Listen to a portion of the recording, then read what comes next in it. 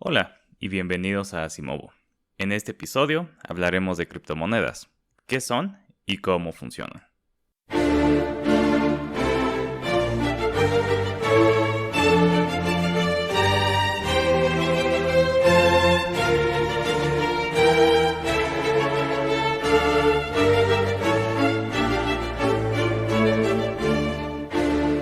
Para empezar, valdría la pena fijarnos en el nombre, criptomoneda. Cripto viene de criptografía, que es la base de la tecnología que alimenta a las criptomonedas. Y por otro lado, monedas. En un principio, el origen de todas las criptomonedas está en Bitcoin, que planeaba ser una especie de efectivo digital que fuera independiente de cualquier autoridad centralizada, ya fueran bancos o gobiernos, que la tuvieran que crear y distribuir. Y si bien la parte de criptografía y la tecnología del blockchain es complicada, a veces es incluso más difícil de entender por qué Bitcoin y otras criptomonedas tienen valor. Tanto porque en principio deberían tener valor, o por lo menos porque estas mismas criptomonedas dicen que deberían de tener valor, como por qué lo tienen actualmente en realidad. Así que en este episodio voy a tratar de explicar dentro de lo posible estas dos partes. Ahora, este es un tema complejo, en tanto porque la parte de la tecnología es difícil de entender y de explicar, como porque si uno se fija bien en en la pregunta que nos estamos haciendo cuando tratamos de explicar por qué las criptomonedas tienen valor, etcétera, etcétera, nos encontramos con un tema muy grande, que es por qué el dinero, de dónde, cuál es el origen del dinero, cómo tiene que funcionar, etcétera, etcétera. Y ya después de tratar de explicarnos un poco esto, si es que en realidad lo ocupan las criptomonedas y si no, ¿por qué seguimos observando que sigue creciendo su valor? Claramente, o por lo menos yo lo diría en principio, porque la gente sigue creyendo en ella, porque sigue habiendo quien compre las criptomonedas y aumente la demanda del producto. Ahora, que sea una moneda, que sea un activo o que sea pues un producto tecnológico nuevo, que sea una burbuja incluso, ya es algo mucho más difícil de explicar, que tal vez alargaría demasiado esta conversación. Así que de momento vamos a aceptar la premisa tal cual y decir que, bueno, son una forma de monedas digitales, ¿no? Como existe el peso, como existen los dólares, como existen las libras esterlinas y los euros. Eh, simplemente como para dar un recuento súper general y nada específico sobre el dólar, ¿no? Al independizarse las 13 colonias, antes de que tuvieran una constitución, las 13 colonias eran 13 países, por decirlo de cierta forma. Ese era el diseño original de Estados Unidos con los artículos, los Articles of Confederation, que vienen antes de la Constitución. En ese momento, en realidad, se tenía pensado que la gente que vivía en cada colonia iba a ser autosuficiente por sus propias granjas y que el superávit iba a venir de comercio dentro de las mismas colonias y entre las colonias. Algo que era muy complicado con este esquema de tener básicamente 13 países distintos. Al formarse una constitución, se forma un gobierno central federal, se empiezan a crear las primeras ideas acerca, o se empiezan a hacer las primeras ideas acerca de cómo debería de organizarse el comercio a través de una única moneda. Ahora, hay que tomar en cuenta que, o sea, la adopción del dólar pues, tomó mucho más tiempo, o por lo menos no se convirtió en un efectivo inmediatamente como lo conocemos ahora. De hecho, incluso el dinero en especie existía en las 13, bueno, en los nuevos Estados Unidos. Por ejemplo, el whisky era una moneda de cierta forma, porque era un producto derivado del superávit, de lo que podía, bueno, de la agricultura, que además se podía mantener. Por ejemplo, ¿no? Uno no puede usar aguacates como moneda, porque pues si a uno le pagan en aguacates, se los tendría que comer muy rápido, o por lo menos no le podrían durar demasiado tiempo y que conserven su valor. Y esto lo digo para dejar claro que, o sea, el dinero, como lo conocemos hoy en día, pues es algo relativamente reciente. Pero bueno, cuando se forma el gobierno federal, sabrán algunos ya tal vez por la obra de Hamilton, que se crean estas dos facciones, la de Jefferson, que pretende tener el menor control posible sobre la población por parte del gobierno federal, y la de Hamilton, que al contrario quería regular de manera más firme el destino del país. Hamilton específicamente es el primer secretario, o más bien, sí, secretario del Tesoro. Que no sé si ustedes estén de acuerdo conmigo, pero es una posición algo extraña, ¿no? Para los primeros años de un gobierno, sobre todo para un gobierno de los 1700, bueno, finales del siglo XVIII. Es algo relativamente novedoso porque Hamilton vislumbró o pensaba que la deuda que pudiera incurrir el país como un todo iba a generar que el resto del mundo invirtiera en Estados Unidos y eventualmente que esto permitiera el crecimiento económico, el desarrollo económico del país. Esto no le gustaba para nada a Jefferson y su facción, que pues eran principalmente estos grandes terratenientes de estados del sur como Virginia, que al contrario, o sea, veían en esto como una forma otra forma de monarquía, ¿no? Pero un poco como con pasos extra, ¿no?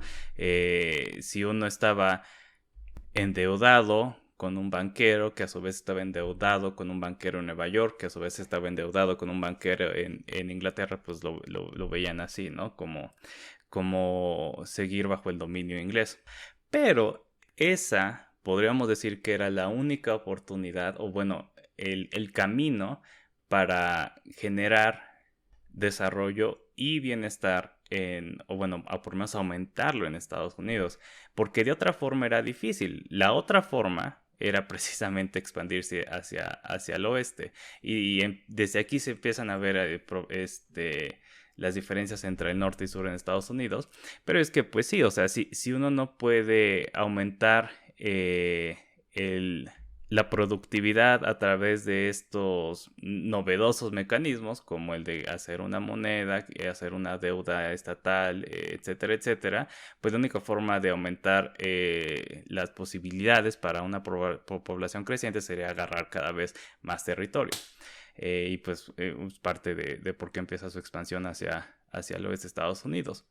Y finalmente es la facción de Hamilton la que gana. No, es como un poco oscuro, está un poco oscurecido en la historia de Estados Unidos, pero en realidad pues el mismo George Washington estaba interesado en que se cumpliera la visión de Hamilton, porque George Washington mismo perdió mucho dinero en la guerra de independencia, y pues le interesaba que creciera el país. Y la otra facción, que si unos eran los terratenientes estos de Virginia, la otra facción eran los banqueros y los industriales de Nueva York y del norte. Pues precisamente esta facción del norte supo darle como que por su lado a la otra facción para establecer el gobierno federal, que pues hoy en día la gente tiende a admirar mucho, pero pues con todas estas contradicciones que pues lo hacen un poco frágil, ¿no?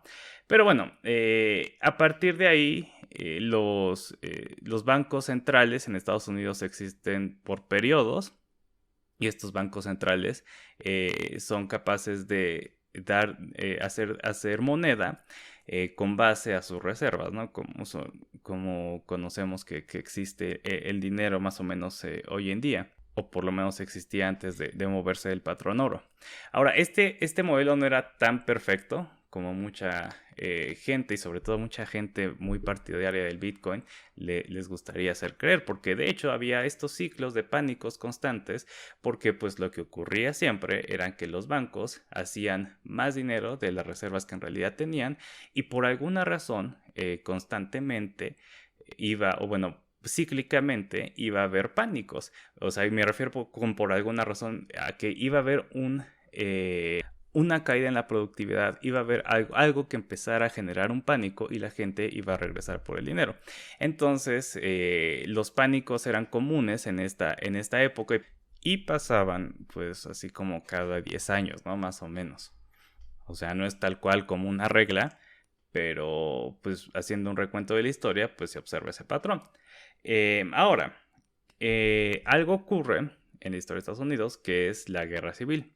Y esta guerra civil es precisamente una de las guerras más importantes del siglo XIX. Todo ocurre dentro de Estados Unidos, es en parte lo que ayuda al crecimiento industrial de Estados Unidos, porque como en todas las guerras ocurre un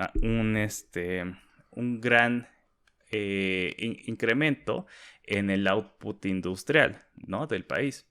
Sin embargo, pues este output tendría que estar pagado por algo, ¿no? La guerra tenía que ser pagada de cierta forma. Y entonces el ejército, la Unión, que yo digo es Estados Unidos, genera una nueva moneda. Esta nueva moneda se llamaban los greenbacks y era una moneda fiat, que es mucho más como la que tenemos hoy en día.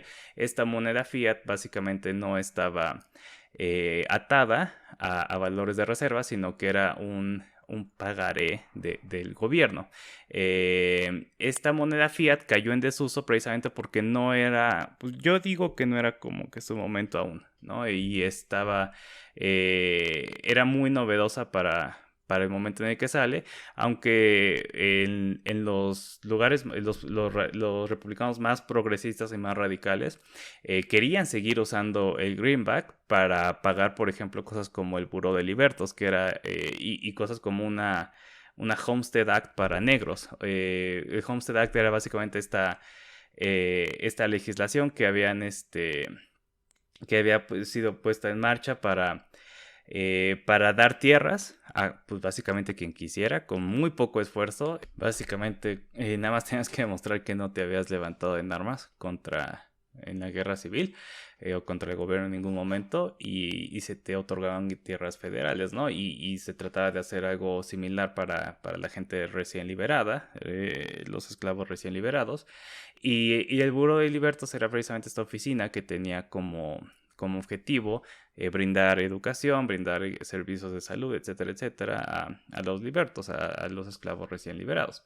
Entonces, vemos algo similar a los debates que podemos llegar a tener hoy en día acerca del papel del gobierno, etcétera, etcétera. En ese momento era increíblemente escandaloso pensar que el gobierno tuviera tanto poder o que se expandiera tanto al punto de estar dando servicios de educación y de salud, etcétera, etcétera.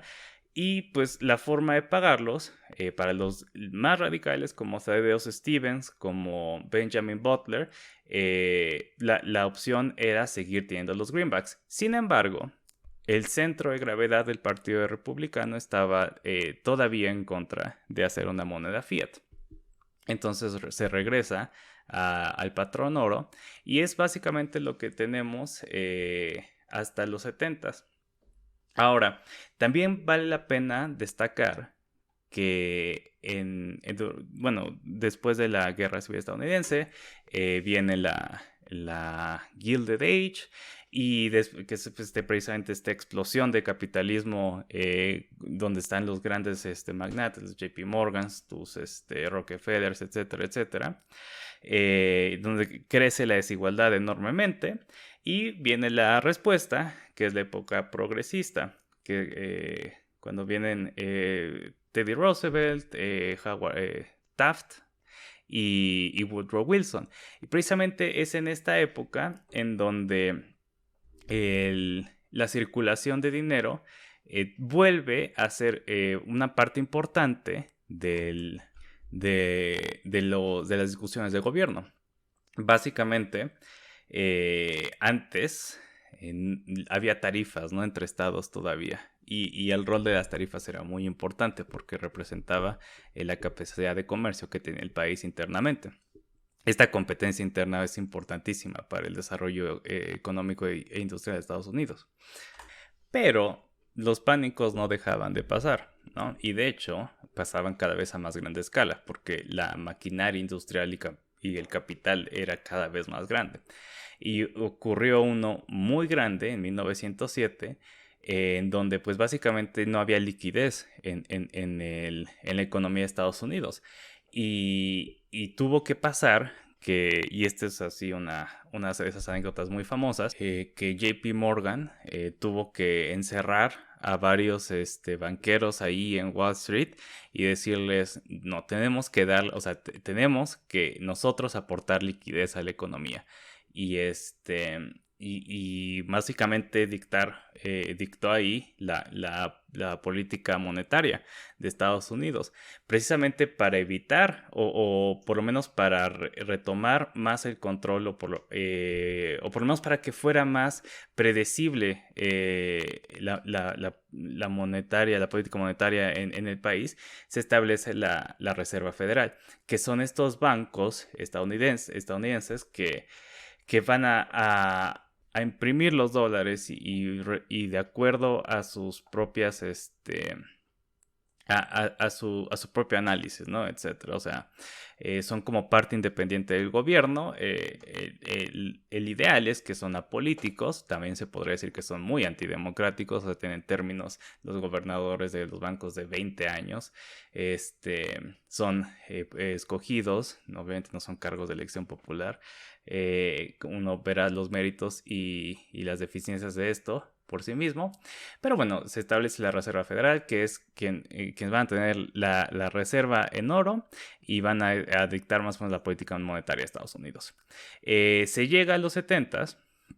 Y en los 70s está esta gran decisión que es así lo que mucha gente, muchos partidarios de las criptomonedas van a decir que fue el punto de quiebre, ¿no? O donde todo empezó a salir mal, que es que Estados Unidos se sale del patrón oro y empieza a tenerse una moneda fiat, ¿no? Y una moneda fiat es básicamente esta moneda que no está respaldada por ninguna reserva, por ninguna especie física, sino que está respaldada básicamente por el gobierno de Estados Unidos, ¿no? O sea, algunos dicen, ¿no?, que está respaldada por todos los buques de guerra gringos, ¿no? Por ejemplo, o sea, también es algo inocente decir que no viene de la nada, ¿no? Que es lo que uno pensaría si nada más lee lo que los proponentes de criptomonedas y del patrón oro dicen. Pero bueno, eso es este recuento de la historia del dólar, más o menos, o de dónde viene el dólar. Para hacer notar que el dinero no siempre ha sido dinero de la forma en la que entendemos. Tiene una historia muy dinámica que responde a factores sociales e históricos. Y en realidad es difícil así apuntar exactamente a cuál es el origen, la función y las características necesarias del dinero, de una moneda.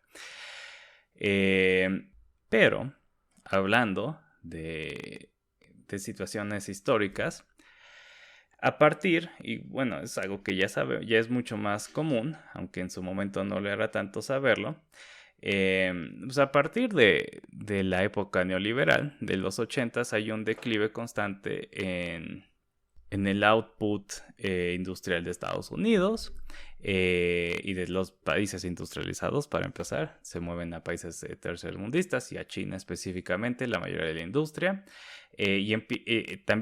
También los salarios son bastante estables, lo cual no es particularmente bueno, no sube mucho con el output productivo del país, con la producción del país. Y empieza la proliferación del crédito. Y Sin embargo, pues las expectativas que los estadounidenses tienen de su vida, pues son las mismas. Y una de las más importantes es ser dueño de una casa. Pero, pues obviamente eso se vuelve cada vez más difícil si uno no tiene el dinero. Y el gobierno afloja las restricciones para otorgar créditos, para comprar casas, y pues ocurre la crisis financiera, ¿no? Porque existe una burbuja en el mercado de deuda hipotecaria en Estados Unidos. Y es básicamente en estas épocas, en el 2008, cuando explota la crisis la crisis económica, que se publica Bitcoin, un sistema de efectivo de peer-to-peer, ¿no? En este artículo, en esta publicación, una entidad con el seudónimo de Satoshi Nakamoto. Hasta hoy en día no sabemos quién inventó Bitcoin o quiénes inventaron Bitcoin, pero en este paper se describe cómo hacer una moneda digital que mantuviera los rasgos de una moneda ideal, por decirlo de alguna forma, que tuviera un valor consensuado por todas las partes que lo usan, ¿no? Básicamente que el valor de la moneda fuera, entre comillas, entre muchas comillas, independiente de cualquier autoridad. Y es una idea algo libertaria. Es como querer regresar al patrón oro, pero con un oro digital, básicamente. Porque pues ya era muy común pues, echarle la culpa de la crisis financiera a haberse separado del patrón oro. A pesar de que esto no necesariamente es lo más cierto, ¿no? Pero bueno, entonces vamos al meollo del asunto, ¿no?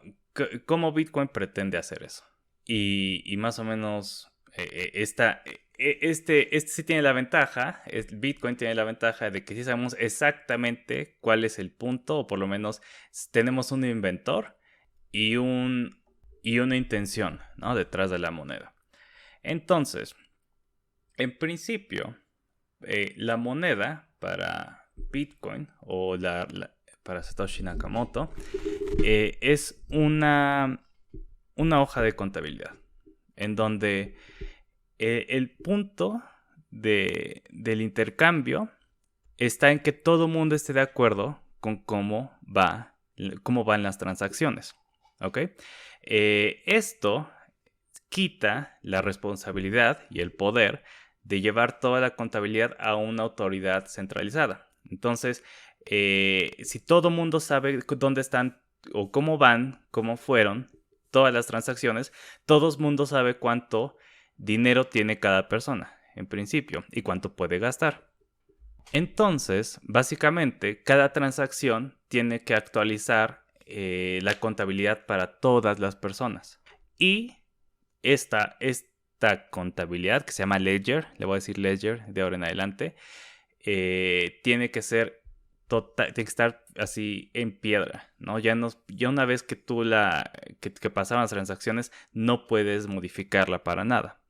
Y ese es básicamente el origen de la necesidad de la tecnología de blockchain. Blockchain es tan novedosísima y la verdad brillante forma de resolver ese problema. Si el dinero para mí es un medio de intercambio que necesita que todo el mundo esté de acuerdo en él, si yo no quiero que ese medio de intercambio me lo imponga una autoridad externa, entonces ese intercambio, las transacciones tienen que estar repartidas y acordadas por todos. Ok, pero ¿cómo hacemos eso? Y aquí es donde entra la tecnología del blockchain. Básicamente, lo que se hace es que las transacciones van a estar guardadas en bloques y estos bloques van a estar conectados por cadenas criptográficas que dependan de la información en cada bloque. Entonces, si yo trato de cambiar cualquier parte del bloque, la cadena se va a romper, porque entonces ya no va a concordar con la información que se tenía antes. Entonces, de ahí está el blockchain. El block es aquí está, adentro del block están todas las transacciones. Y pues esas transacciones es información en alfanumérica. Para generar lo que va a conectar a dos bloques, se usa una función criptográfica que es SHA-256. Básicamente, una función criptográfica es una función que toma un input de información y arroja algo que no es rastreable hacia atrás y que va a cambiar con que cambies cualquier parte de la información que tú le diste, ¿no? Entonces, o sea, pensemos en una función como 2x, ¿no? 2x quiere decir multiplicar por 2 al número que yo te esté dando. Ok, entonces, si yo te digo que el resultado de la función 2x es 4, ya sé que el número que yo le alimente a la función es 2, ¿no? Porque puedo hacer la función inversa. Una función criptográfica no se puede hacer hacia atrás. O no porque no se pueda, sino porque es muy, muy difícil. Es tan difícil que es no viable hacerlo computacionalmente. Y la otra cosa súper importante es que con que yo cambie cualquier parte del input, va a cambiar así casi totalmente aleatoriamente todo mi output. Entonces, así yo quiera cambiar un nombre que tenía escrito, empezaba en minúscula y se lo cambio por mayúscula, el hash que va a salirme, que es este resultado de la función criptográfica de ese bloque va a ser totalmente distinto y ya no va a concordar con lo que estaba en la cadena. ¿Por qué? Porque dentro del mismo bloque está el hash del bloque anterior. Entonces, si yo cambio un bloque, va a cambiar el bloque que sigue, etcétera, etcétera. ¿De acuerdo? Entonces, eso es el blockchain. Pero también algo de lo que vemos constantemente cuando hablamos de criptomonedas o cuando se nos habla de criptomonedas es el concepto de minar las criptomonedas, ¿no? Bueno, la cosa es que para el incentivo o lo que va a estar generando tokens en Bitcoin va a ser el, entre comillas, minado del mismo. ¿Cómo funciona el minado? Pues es básicamente el resultado del protocolo de consenso de Bitcoin. Y este protocolo se llama Proof of Work. Y Proof of Work básicamente funciona de esta manera. Adentro de cada bloque hay un espacio vacío en donde puedo poner un valor, el que sea. Como les había contado, la función criptográfica o la cadena o el hash que va a unir a dos bloques cambia totalmente si yo escribo un valor distinto. Entonces, lo que va a hacer un minero va a ser arrojar valores a ese lugar en blanco aleatorios, porque pues como les digo no hay forma de predecir lo que va a arrojar una función criptográfica, de tal modo que me dé que el hash que me arroja la función criptográfica sea de cierto tamaño.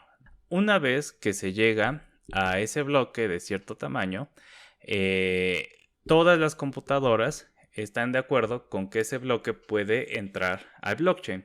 Se llega a un consenso. Y entonces se añade a la cadena y se sigue minando, ¿no? Eso se llama Proof of Work. Básicamente se llama Proof of Work porque precisamente demuestras que tuviste ahí una máquina minando el Bitcoin y haciendo una transacción verídica que agregar al blockchain. Como pueden observar, Proof of Work es muy, muy, muy ineficiente porque precisamente está hecho para que no haya forma de optimizarlo, para que tengas que haber trabajado para obtener el token. La función criptográfica es cuasi aleatoria, ¿no? Entonces, pues no hay forma de optimizar el proceso. Y porque no quieres que se pueda optimizar el proceso. Entonces, pues este mecanismo necesita muchísima energía.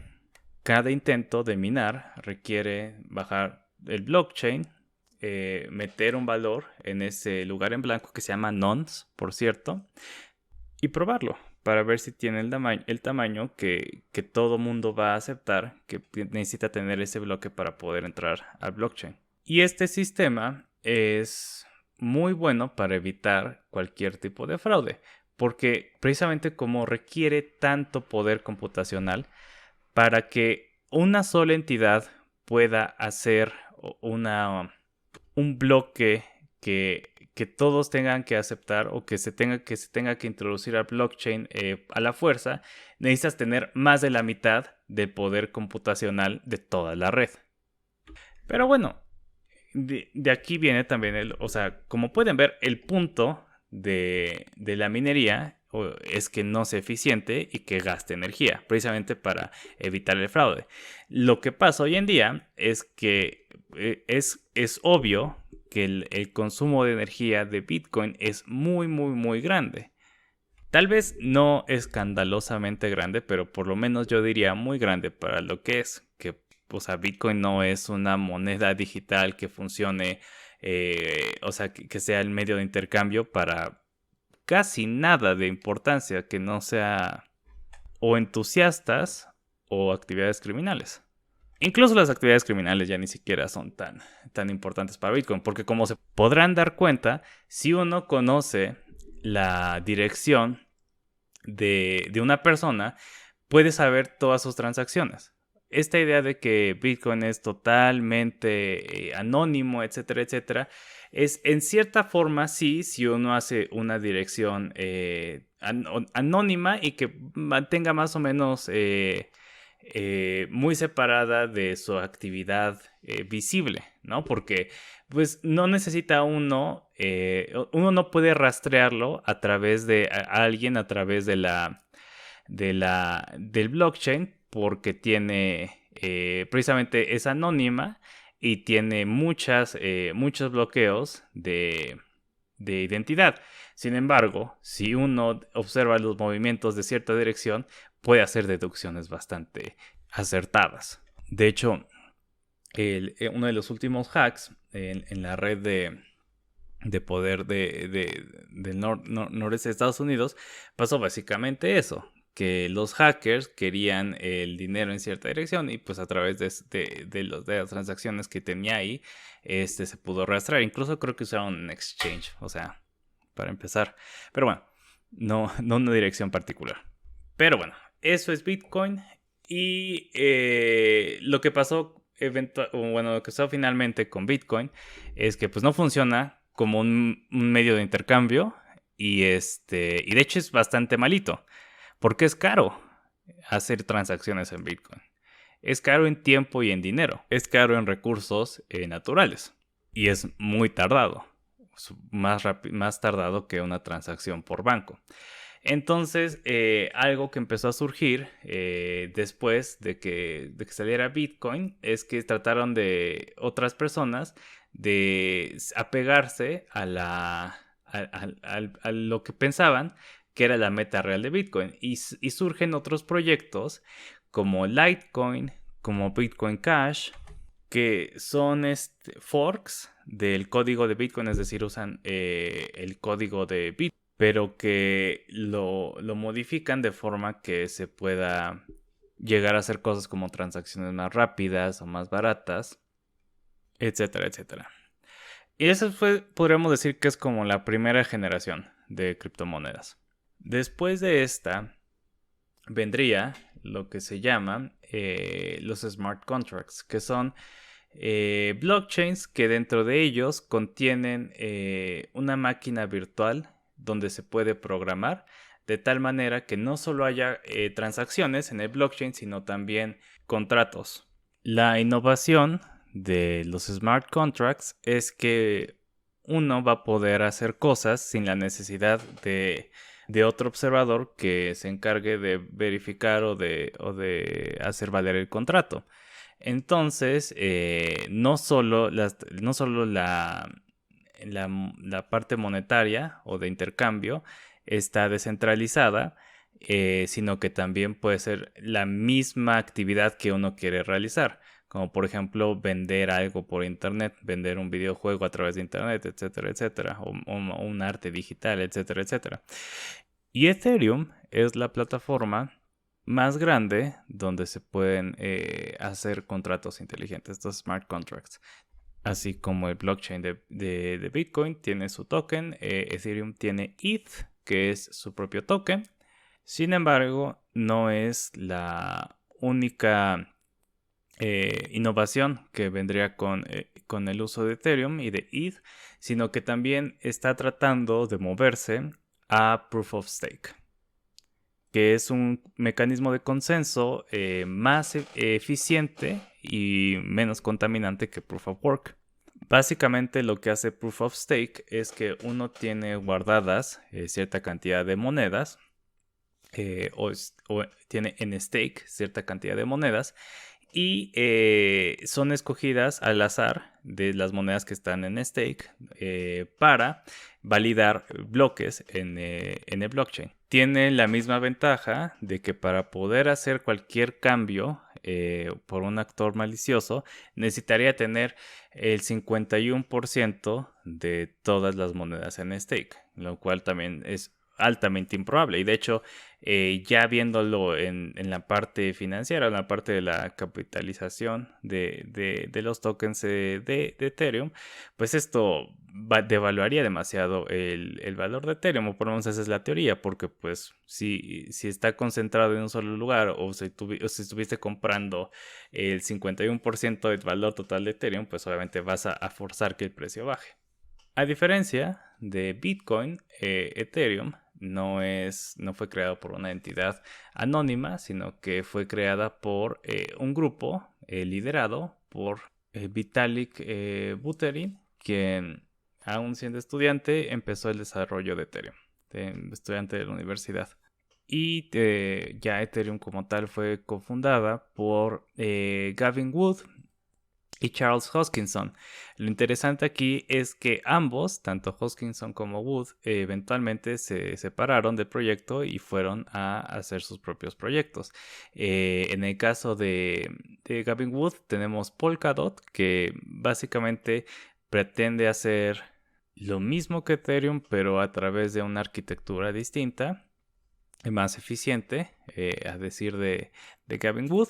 Y por otro lado está Cardano, que es otra plataforma de smart contracts descentralizada, igual que Polkadot, igual que Ethereum, pero está creada por Hoskinson. Y el punto de Cardano, o la razón por la que es interesante, es que es totalmente novedosa. O sea, no se partió no es una capa encima de otra tecnología existente, sino que es nueva. Usa los mismos principios de las criptomonedas, bueno, de los blockchains anteriores. Y básicamente están estas tres como en la carrera, ¿no? Con Ethereum obviamente muy muy por delante. Cardano en un lugar bastante aceptable, considerando que ni siquiera tienen smart contracts todavía funcionales. Se espera que salgan en septiembre 12 del 2021, o sea, ni siquiera al momento de estar grabando este podcast. Pero pues todo el hype que genera el desarrollo del proyecto, pues le dio una posibilidad de vender su propio token de Cardano que se llama ADA, en honor a Ada Lovelace, que ese es un bonito detalle. Bueno, le dio la oportunidad de tener suficiente dinero, ¿no? Para mantenerse. Y Polkadot, pues está detrás, no tan bien como Cardano, definitivamente, al momento de grabar este episodio. Quién sabe qué pase siquiera en 2 meses. Pero bueno, estas dos son nada más por cuánto vale su token. Las dos formas más, las dos blockchains, los dos tipos de blockchain más importantes, ¿no? El de Bitcoin y el de Ethereum. Y de Ethereum se están despegando varios proyectos interesantes. Hay muchísimas criptomonedas y muchísimos tipos. Voy a hablar solo más de un tipo. Y finalmente voy a hablar un poco del valor de los tokens, que a todo mundo le interesa. Entonces, el siguiente tipo de criptomoneda, y es una sombra ahí que está por encima de todo el mercado de las criptomonedas, son las stablecoins. Y las stablecoins son básicamente criptomonedas que están supuestamente atadas a un valor fijo. Y ese valor fijo es de $1. Y el punto de las stablecoins es que existan para darle liquidez al mercado de las criptomonedas. Básicamente para que uno pueda hacer intercambio de criptomonedas por, entre comillas, dinero de verdad. En realidad ese dinero es otra criptomoneda que tiene el valor en dólares de uno, ¿no? Porque pues no hay mercados suficientes de criptomoneda con moneda fiat. Entonces se necesitan estas opciones para que tenga liquidez el mercado y para que incentive la inversión aquí. Voy a hablar específicamente de Tether. Tether y su token USDT básicamente se supone que vale $1. En principio Tether funciona de la siguiente manera, aunque en realidad ya sabemos que no es así y la misma compañía acepta que no es así. Yo voy con Tether, le doy $1, me da un USDT y guardo ese dólar. Una vez que yo quiera mi dólar, voy con Tether, le doy con mi token, me regresa mi dólar y quema el token. Entonces el valor de la moneda siempre va a ser de $1. Y en principio, el valor, total de Tether que existe está respaldado por las reservas en dólares. Ahora sabemos que no es así y que Tether, de hecho, imprimía dinero podemos decir que casi de la nada, porque lo que en realidad está en las reservas de Tether es muy poca cantidad de dinero en efectivo o dólares en transacciones, y la mayoría son algo que se llama cash equivalents, que en realidad no son dinero. ¿Por qué representa esto un riesgo? Pues porque básicamente es en el caso de que se quisieran regresar al valor en moneda, en dólares, de lo que uno tiene en Tether, pues va a estar muy difícil que vuelva a ver esos dólares uno. Entonces, mientras no ocurra un pánico que haga que precisamente toda la gente quiera retirar su dinero, pues no hay tanto problema. Pero pues el riesgo está ahí constantemente. Hay más monedas de este tipo. Está, por ejemplo, USD Coin, TrueUSD, está DAI. Todas estas monedas tienen en principio el principio de mantenerse con $1, con mecanismos mucho más legítimos que los que tiene Tether, pero Tether sigue siendo por mucho la stablecoin más importante. O sea, si uno se mete a las listas para ver cuáles son las monedas por capitalización de mercado más importantes, Tether está en el top 5 desde hace mucho tiempo. USD Coin ha estado subiendo, está en el top 10 por lo general, pero nunca sube del lugar quinto. Mientras que en realidad, y no solo no sube del quinto lugar, es mucho menor la capitalización de mercado de Tether comparada con la de USD Coin. O sea, la de USD Coin es un poco, es menos de la mitad que la de Tether. Pero bueno, por eso es importante diversificar las inversiones de uno. Si es que uno está interesado en invertir en criptomonedas, está bien, pero hay que tomar en cuenta que no puede ser en lo único que uno... Bueno, en mi opinión, no puede ser lo único en lo que uno invierte. Ahora sí, vamos a hablar de algo súper rápido antes de irnos. Y es ¿por qué las criptomonedas valen? O sea, yo diría en principio las criptomonedas valen porque pues la gente está dispuesta a pagar por ellas. Yo diría en gran parte porque pues, está la expectativa de que su valor aumente. Expectativa que no es del todo incorrecta. Pues sí, el valor sobre todo de Bitcoin ha aumentado, no constantemente, pero pues de aquí a cuando hace 10 años ha dado muy buenos retornos. Otras monedas como Ethereum, como ETH, como ADA, como DOT, pues son monedas que están valoradas por lo que pueden lograr hacer, ¿no? Que Cardano se convierta en una plataforma de blockchain usada a nivel mundial, ¿no? Que también lo haga Polkadot, ¿no?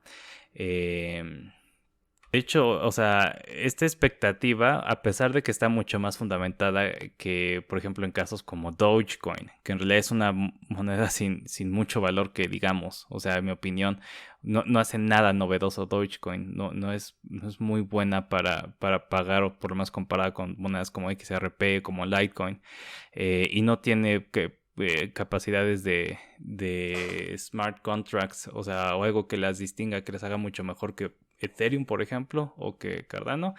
Eh, o sea, Dogecoin no ha bajado del top 10 solamente por la influencia que tiene Elon Musk en la compra del token.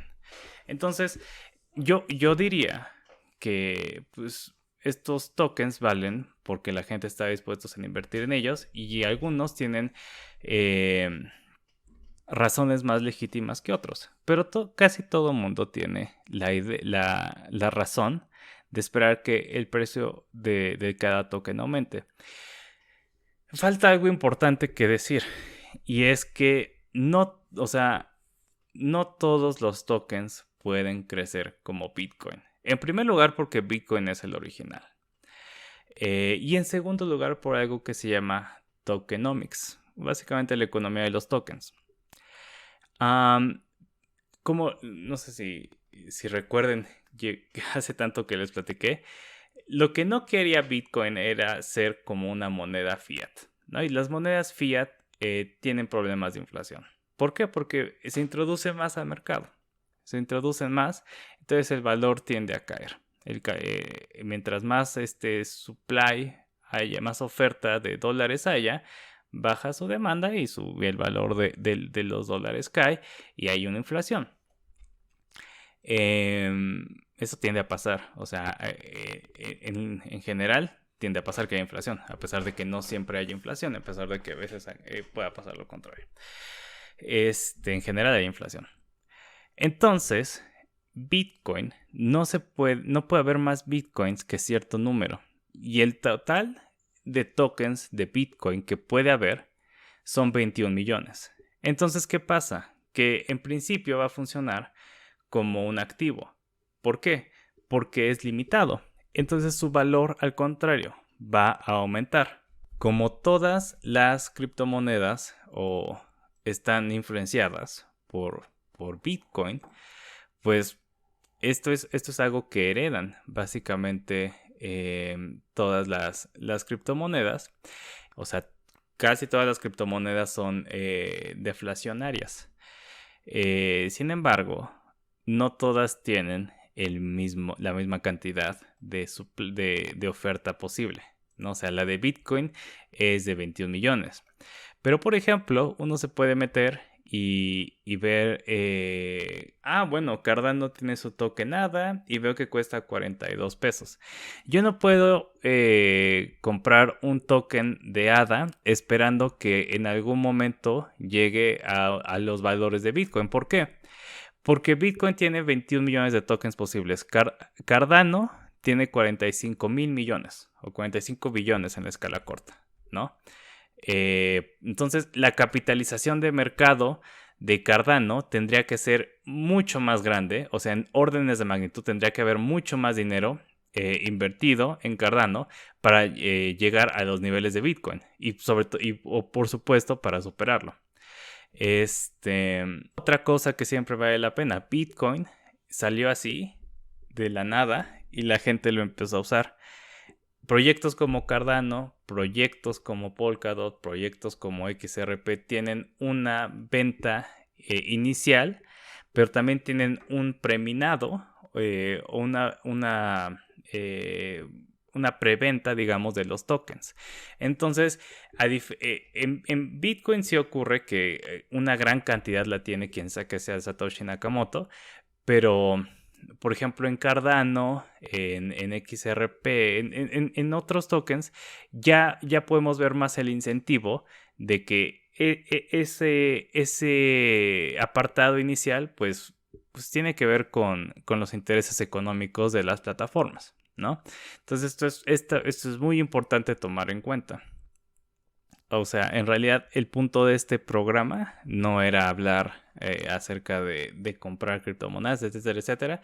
Pero si lo escuchan, les hace interesante, y de repente quieren tratar o ven dónde meterle dinero. Obviamente la primera recomendación es que nunca metan dinero que no estén dispuestos a perder, que investiguen para que estén seguros de lo que están haciendo tiene sentido. Pero algo que, o sea, yo sí veo mucho, por ejemplo, en los comentarios en Facebook, es que luego la gente pone, veo que esta vale nada más 20 pesos, entonces compré tantos. Y por ejemplo es DAI, ¿no? Y DAI en principio no va a cambiar nunca su valor. Entonces, no está mal, no va a estar tan triste como si, por ejemplo, uno se lo pone a una moneda que se va a caer. Por lo menos el DAI va a conservar su valor y en dólares, pero pues nunca va a crecer, ¿no? Entonces, es importante saber que esa criptomoneda, cuál es el punto de la plataforma, si tiene sentido. O sea, les digo, proyectos basados en smart contracts y en Ethereum hay miles, o sea, y algunos van a funcionar y la mayoría no. Entonces eso es también importante. También si en la venta de los tokens iniciales hay una gran manipulación, pues, o sea, no es un proyecto que confiar, ¿no? Y la parte de los tokens, o sea, cuánta oferta total en principio pueden generar las plataformas. Porque de nuevo, una plataforma, pues les voy a dar otro ejemplo, Dogecoin.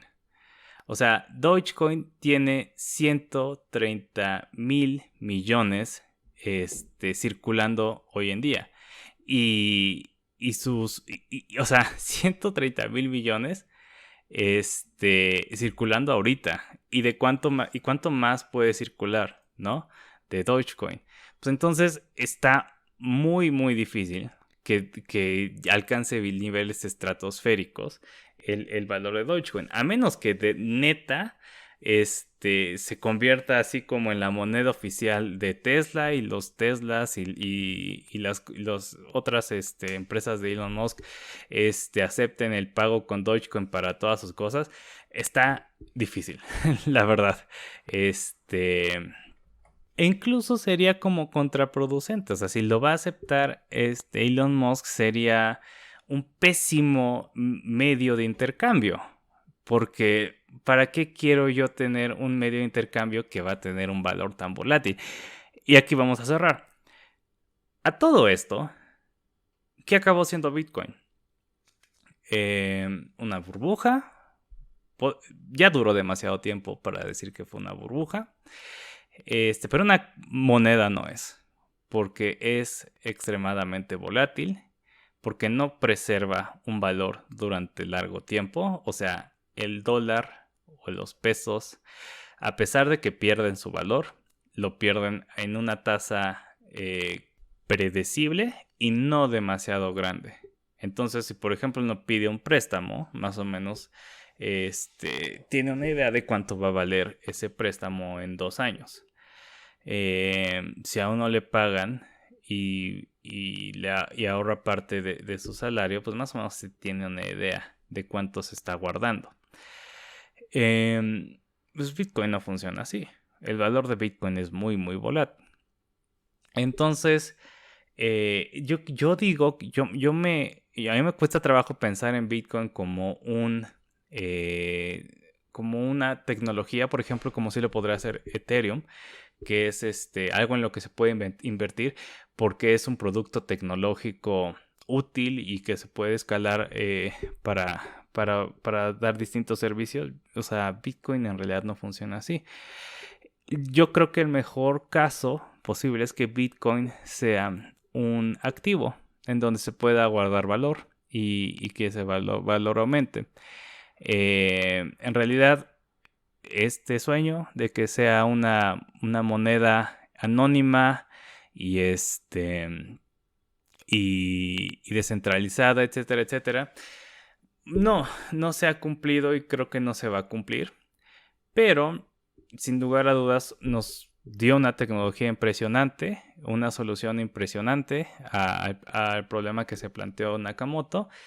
Y pues la verdad el futuro nos dirá cuál fue el verdadero legado de Bitcoin y el resto de las criptomonedas. Pero gracias por escuchar. Ya nos estaremos escuchando la semana que viene. Como siempre, el correo asimovopodcast@gmail.com es donde pueden enviar sus sugerencias o comentarios largos. Por otro lado, en redes sociales siempre estamos como Asimovo Podcast, en Instagram, en Facebook y en Twitter. Así que eso es todo por hoy y muchas gracias por escuchar.